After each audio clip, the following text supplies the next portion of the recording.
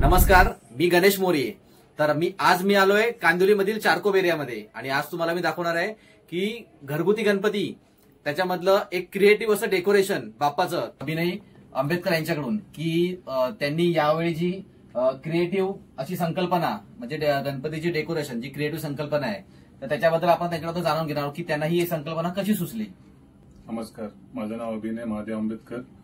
आम्ही चारकोप येथे राहतो आणि आमचा चंदनवाडीचा राजा म्हणजे गेल्या वर्षीचा जो चंदनवाडीचा गणपती त्याची प्रतिकृती आम्ही यंदा साकारली आहे आणि परेलचा वर्कशॉप आहे तो परेलचा वर्कशॉप आतमधला देखावा हा पूर्ण आम्ही साकारला आहे यंदा.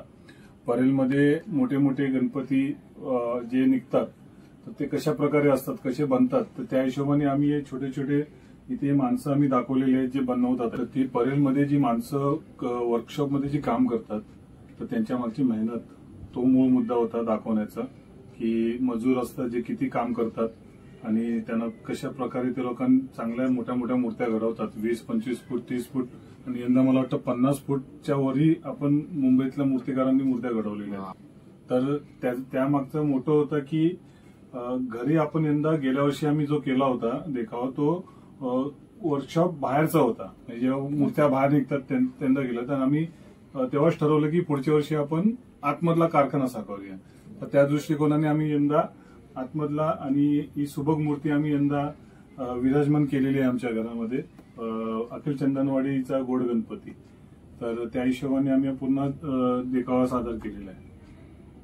तर तुम्ही बघू शकता किती सुंदर प्रकारे त्यांनी यावेळी गणपतीचं जे डेकोरेशन केलं आहे. म्हणजे जे लालबाग आपण बॉम्बे साईडला बघतो की मोठे मोठे गणपतीचे कारखाने जिथे उंच उंच मूर्त्या बनतात तर ते त्यांची मेहनत त्या मूर्त्या कशा बनतात त्यांची जी मेहनत ती त्यांनी या आपल्या डेकोरेशन मार्फत त्यांनी दाखवण्याचा प्रयत्न केलाय. खूप सुंदर आणि खूप क्रिएटिव्ह असं डेकोरेशन यावेळी यांनी सादर केलंय. तर तुम्ही पण व्हिडिओ नक्की बघा आणि हे डेकोरेशन तुम्हाला पण नक्की आवडेल. आणि अजून चॅनलला जर सबस्क्राईब केलं नसेल तर चॅनलला सबस्क्राईब करा आणि व्हिडिओ कसा वाटला हे कमेंट बॉक्समध्ये नक्की सांगा.